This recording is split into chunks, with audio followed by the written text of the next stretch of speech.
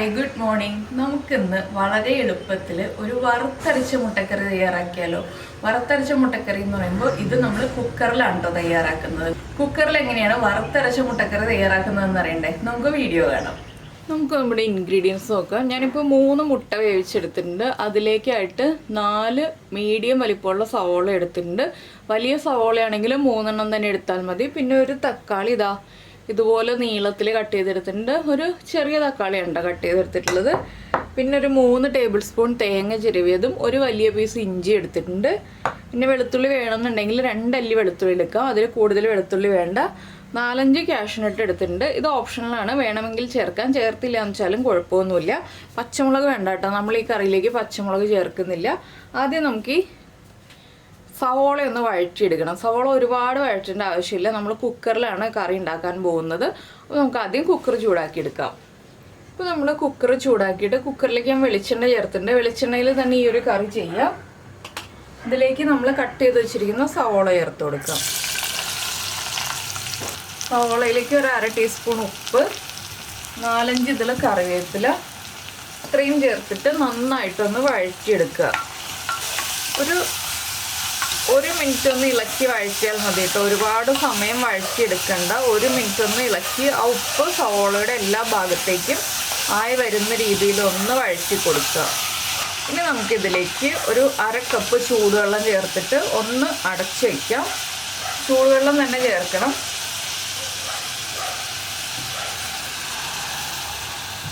1/2 കപ്പേ ഞാൻ ചൂടുവെള്ളം ചേർത്തിട്ടുള്ളൂ. ഇനി നന്നായിട്ടൊന്ന് ഇളക്കി കൊടുക്കുക. ഇതിൻ്റെ കൂടെ തന്നെ നമുക്ക് തക്കാളിയും കൂടി ചേർത്ത് കൊടുക്കാം. തക്കാളിയും ചേർത്തിട്ട് വീണ്ടും ഇളക്കി കൊടുക്കുക ഒന്നുകൂടി. ഇനി ഇതൊരു 5 വിസിൽ വരുന്നത് വരെ നമുക്ക് അടച്ചു വയ്ക്കാം. ചെറിയ ബർണറിൽ ലോ ഫ്ലെയിമിൽ അടച്ചു വയ്ക്കാം കേട്ടോ. അപ്പോൾ 5 വിസിൽ വരട്ടെ. ഈ സമയത്ത് നമുക്ക് നമ്മുടെ തേങ്ങ ഒന്ന് ചൂടാക്കിയെടുക്കാം. അപ്പോൾ നമ്മൾ അടുത്ത പാൻ ചൂടാക്കാൻ വെച്ചിട്ടുണ്ട്. ഇതിലേക്ക് നമുക്ക് ആദ്യം നമ്മുടെ തേങ്ങയും ഇഞ്ചിയും ചേർത്ത് കൊടുക്കാം. ഇതിൻ്റെ കൂടെ തന്നെ വീണ്ടും ഒരു 2-3 ഇതിൽ കറിവേപ്പില ചേർക്കാം. ഇതൊന്ന് ചെറുതായിട്ട് ചൂടാക്കി എടുക്കുക കേട്ടോ, ഒരുപാട് അങ്ങോട്ട് കളറ് മാറിപ്പോകണ്ട. തേങ്ങയുടെ കളറ് മാറിപ്പോകുന്നത് വരെ നമ്മൾ ചൂടാക്കണ്ട, ചെറുതായിട്ടൊന്ന് ചൂടാക്കിയാൽ മതി. തേങ്ങയുടെ ആ ഒരു നനവൊന്ന് മാറി കിട്ടണം, അത്രയും ചൂടായാൽ മതി കേട്ടോ.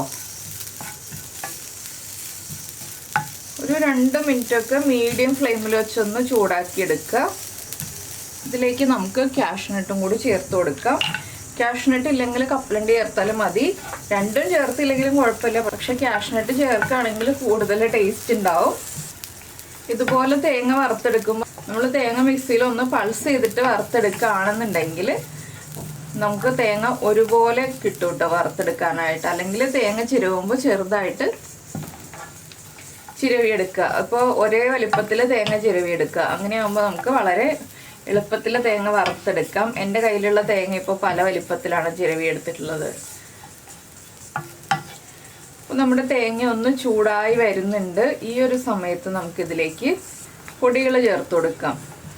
1 ടീസ്പൂൺ മഞ്ഞൾപ്പൊടി ചേർത്തിട്ട് ഒന്ന് ഇളക്കി കൊടുക്കുക. നമ്മളിതിലേക്ക് വെളിച്ചെണ്ണ ചേർക്കുന്നില്ല കേട്ടോ. നമ്മളിപ്പോൾ സവാള വഴറ്റാൻ വെളിച്ചെണ്ണ ചേർത്തതുകൊണ്ട് തന്നെ ഇതിലേക്ക് വെളിച്ചെണ്ണ ചേർക്കുന്നില്ല. മഞ്ഞൾപ്പൊടി ഒന്ന് ചൂടായി വരുമ്പോൾ 1.5 ടീസ്പൂൺ മല്ലിപ്പൊടി. ഓരോ പൊടികളും ചേർത്തിട്ട് ഞാൻ ഒന്ന് ഇളക്കി കൊടുക്കുന്നുണ്ട്. എന്താണെന്ന് വെച്ചാൽ നമ്മുടെ തേങ്ങ വല്ലാതെ അങ്ങോട്ട് കളറ് മാറ്റി നമ്മൾ വറുത്തെടുത്തിട്ടില്ലല്ലോ. അപ്പോൾ പൊടികൾ ഒന്ന് ചൂടായി കിട്ടാൻ വേണ്ടിയിട്ടാണ് ഓരോ പൊടികളും ചേർത്തിട്ട് ഒന്ന് ചൂടാക്കി എടുക്കുന്നത്. ഇനി ഞാൻ ചേർക്കുന്നത് എരിവുള്ള മുളക് പൊടിയാണ് കേട്ടോ. കാശ്മീരി ചില്ലി പൗഡർ ആണെങ്കിൽ 1 ടീസ്പൂൺ ചേർക്കുക. ഞാനിപ്പോൾ 1/4 ടീസ്പൂണേ ചേർക്കുന്നുള്ളൂ. നല്ല എരിവുള്ള മുളക് പൊടിയാണ്, അതുകൊണ്ട് ഒരു 1/4 ടീസ്പൂൺ എരിവുള്ള മുളക് പൊടി ചേർക്കുന്നുണ്ട്, ഒരുപാട് ചേർക്കുന്നില്ല. ഇനി ഫ്ലെയിം ഓഫ് ചെയ്യാണ്. മുളക് പൊടി കരിഞ്ഞു പോകാതിരിക്കാനാണ് ഫ്ലെയിം ഓഫ് ചെയ്തത്. പിന്നെ എന്താണെന്ന് വെച്ചാൽ നമ്മുടെ കറിയുടെ കളറും മാറിപ്പോരുത്, അതുകൊണ്ടാണ് ഞാൻ എരിവുള്ള മുളക് പൊടി തന്നെ ചേർത്തത്. അപ്പോൾ നിങ്ങൾ കാശ്മീരി ചില്ലി പൗഡർ കഴിയുന്നതും ഈ ഒരു കറിയിൽ ചേർക്കാതെ എരിവുള്ള മുളക് പൊടി തന്നെ ചേർക്കുക കേട്ടോ. ഇനി നമുക്കിതിലേക്ക് നമ്മുടെ ഗരം മസാലപ്പൊടി ചേർക്കാം. പിന്നെ കാശ്മീരി ചില്ലി പൗഡർ കയ്യിലുള്ളൂ എന്നുണ്ടെങ്കിൽ പച്ചമുളക് ചേർത്താലും മതി കേട്ടോ. ഈ ഒരു കറിയിലേക്ക് 1/4 ടീസ്പൂൺ ഗരം മസാലപ്പൊടി ചേർക്കുന്നുണ്ട്. ഫ്ലെയിം ഓഫ് ചെയ്തിട്ടാണ് ഞാൻ ഗരം മസാലപ്പൊടി ചേർത്തിട്ടുള്ളത്. ഇനി ഇതെല്ലാം ചേർത്തൊന്ന് ഇളക്കി കൊടുത്തുകൊണ്ടിരിക്കുക. പാനിൻ്റെ ചൂടിൽ തന്നെ എല്ലാം ചൂടായി വരും. ഇതിലേക്ക് നമുക്കിനി ഒരു 1/4 ടീസ്പൂൺ പെരിഞ്ജീരകവും കൂടി ചേർത്ത് കൊടുക്കാം. പെരിഞ്ജീരകം കുക്കാവണ്ട കേട്ടോ. പെരിഞ്ജീരകം നമുക്ക് അരച്ച് കഴിഞ്ഞിട്ട് കറിയിൽ ചേർത്ത് കഴിയുമ്പോൾ കുക്കായാൽ മതി. അതുകൊണ്ടാണ് നമ്മൾ ലാസ്റ്റ് ചേർത്ത് കൊടുക്കുന്നത്.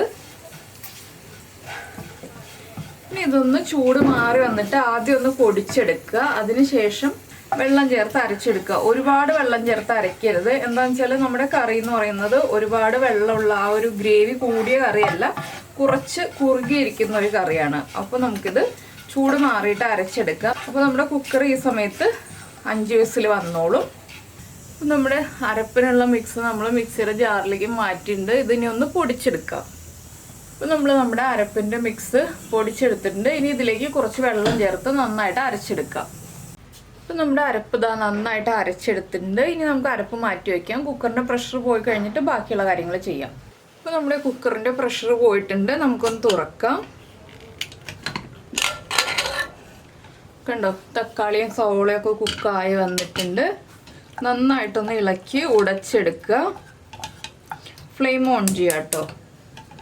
ഇനി ഒട്ടും തന്നെ സവോളയും തക്കാളിയും വേണ്ടാന്നുണ്ടെങ്കിൽ ഇതൊന്ന് ചൂട് മാറി കഴിയുമ്പോൾ ഇതും കൂടി ഒന്ന് അരച്ചെടുക്കാം. പക്ഷെ കുറച്ച് സവോളയും തക്കാളിയൊക്കെ ഉള്ളതാണ് നമ്മുടെ കറിക്ക് ടേസ്റ്റ് ഉണ്ടാവുക. ഇതിലേക്ക് നമുക്ക് അരപ്പ് ചേർത്ത് കൊടുക്കാം. അരപ്പ് ചേർത്തിട്ട് നന്നായിട്ടൊന്ന് ഇളക്കി മിക്സ് ചെയ്യുക. ഈ അരപ്പും കൂടി ചേർന്ന് ഒന്ന് തിളയ്ക്കണം. അരപ്പ് ചേർത്ത് നന്നായിട്ടൊന്ന് തിളച്ച് കഴിയുമ്പോൾ നമുക്കിതിലേക്ക് മുട്ട ചേർത്ത് കൊടുക്കാം. അപ്പോൾ നമ്മുടെ കറി തിളച്ചു തുടങ്ങി. നമുക്കിതിലേക്ക് മുട്ട ചേർത്ത് കൊടുക്കാം. മുട്ട ചേർത്തിട്ട് ഒന്ന് ഇളക്കി ഇനി നമുക്ക് കുറച്ച് കറിവേപ്പിലയും കൂടി ചേർത്തിട്ട് ഒരു 2 മിനിറ്റ് ഒന്ന് അടച്ചു വെക്കാം കേട്ടോ. കുക്കർ കംപ്ലീറ്റ് അടച്ചു വെക്കരുത്. ചെറുതായിട്ടൊന്ന് അടച്ചു വെച്ചിട്ട് ലോ ഫ്ലെയിമിലാക്കി വെക്കുക. എന്താണെന്ന് വെച്ചാൽ നമ്മൾ കംപ്ലീറ്റ് അടച്ചു വെച്ചിട്ടുണ്ടെങ്കിൽ വീണ്ടും വിസിൽ വരും. വീണ്ടും നമ്മുടെ ഗ്രേവിയൊക്കെ കുക്കായി തിക്കായി പോവും. ഇന്ന് ചെറുതായിട്ട് ഇങ്ങനെ അടച്ചു വെക്കുകയാണെന്നുണ്ടെങ്കിൽ ആ മസാലയൊക്കെ ഒന്ന് കുക്കായി വന്നോളും. നമ്മുടെ ഗ്രേവി ഒന്ന് ചെറുതായിട്ട് കുറുകി വന്നോളും. കാഷ്നട്ട് ഉള്ളതുകൊണ്ട് തന്നെ വേഗം തിക്കായി പോവും. ഒരുപാട് സമയം അടച്ചു വെക്കരുത്, വല്ലാതെ കുറുകി പോവും. നമുക്ക് എത്രത്തോളം ഗ്രേവി വേണം എന്നുള്ളതനുസരിച്ച് നമ്മൾ അരപ്പ് ചേർക്കുമ്പോൾ വെള്ളം ചേർത്ത് കൊടുക്കണം. ഞാനിപ്പോൾ അരപ്പിൽ വെള്ളം കൂടുതൽ ചേർത്തുകൊണ്ടാണ് പിന്നെ വെള്ളം ചേർക്കുന്നത് കാണിക്കാതിരുന്നത് കേട്ടോ. അപ്പോൾ ഇനി ഇങ്ങനെ ഇരിക്കട്ടെ. അപ്പോൾ നമ്മൾ കറി അടച്ചു വെച്ചിട്ടൊരു 1 മിനിറ്റ് ആയിട്ടുണ്ട് കേട്ടോ. ഇത്രയും മതി. എന്താണെന്ന് വെച്ചാൽ ഗ്രേവി കുറുകിപ്പോവും. ഇനി നമുക്കൊരു 2 പിഞ്ച് പഞ്ചസാര ചേർക്കാം. ഇനി ഒന്നുകൂടി ആ പഞ്ചസാര ഒന്ന് ഇളക്കി മിക്സ് ചെയ്യുക. നമ്മുടെ കറിവേപ്പിലേക്ക് ഒന്ന് കുക്കായി വാടി തുടങ്ങിയിട്ടുണ്ട്. ഇത് കണ്ടോ, ഗ്രേവി കുറുകി തുടങ്ങിയിട്ടുണ്ട്. എണ്ണയൊക്കെ തെളിഞ്ഞു വരണമെന്നുണ്ടെങ്കിൽ കുറച്ച് സമയം കൂടെ അടച്ചു വെച്ചാൽ മതി. ഞാനപ്പോൾ എണ്ണ തെളിയാനൊന്നും വെയിറ്റ് ചെയ്യുന്നില്ല. എന്താണെന്ന് വെച്ചാൽ വല്ലാതെ കറി കുറുകിപ്പോവും എണ്ണ തെളിഞ്ഞൊക്കെ വരുമ്പോൾ. നമ്മൾ പിന്നെ അല്ലെങ്കിൽ കൂടുതൽ എണ്ണ ഒഴിച്ചിട്ട് കുക്ക് ചെയ്യണമായിരുന്നു. ഞാനപ്പോൾ കുറച്ച് എണ്ണയല്ലേ ചേർത്തിട്ടുള്ളൂ. നമ്മൾ തേങ്ങ വറുത്തപ്പോഴൊന്നും എണ്ണ ചേർത്തിട്ടില്ല. ഇനി ഉപ്പൊക്കെ ചെക്ക് ചെയ്യുക. ഉപ്പ് കുറവാണെങ്കിൽ ഉപ്പ് ചേർത്ത് കൊടുക്കുക. എരിവ് കുറവാണെങ്കിൽ കുറച്ച് കുരുമുളക് പൊടി ചേർത്ത് കൊടുക്കുക കേട്ടോ. അത്രയേ ഉള്ളൂ. നമ്മുടെ മുട്ടക്കറി തയ്യാറായി കഴിഞ്ഞു. അപ്പോൾ സവോളയൊന്നും വഴറ്റാതെ എളുപ്പത്തിൽ നിങ്ങൾ ഇതുപോലെ കുക്കറിൽ മുട്ടക്കറി വറുത്തരച്ചുണ്ടാക്കി നോക്കൂ. തേങ്ങ വറുക്കാനും ഒരുപാട് സമയം പോവില്ല. ഞാൻ ഫ്ലെയിം ഓഫ് ചെയ്യാണ്. ഇത്രയേ ഉള്ളൂ നമ്മുടെ മുട്ടക്കറിയുടെ പരിപാടി. ഫ്ലെയിം ഓഫ് ചെയ്തു. ഇനി ചപ്പാത്തിയുടെ കൂടെയോ അപ്പത്തിൻ്റെ കൂടെയോ ഇടിയപ്പത്തിൻ്റെ കൂടെയോ ഒക്കെ കഴിക്കാം കേട്ടോ നമുക്ക് ഈ ഒരു മുട്ടക്കറി. അപ്പോൾ ഞാനിതൊരു സെർവിങ് ബൗളിലേക്ക് മാറ്റട്ടെ. അപ്പോൾ നമ്മുടെ വറുത്തരച്ച ഈസി പ്രഷർ കുക്കർ മുട്ടക്കറി ഇതാ റെഡി ആയി കഴിഞ്ഞു. നിങ്ങളെല്ലാവരും ഉണ്ടാക്കി നോക്കിയിട്ട് നിങ്ങളുടെ അഭിപ്രായം നമ്മുടെ വീഡിയോയുടെ താഴെ ഒന്ന് കമൻറ്റ് ചെയ്യാം കേട്ടോ.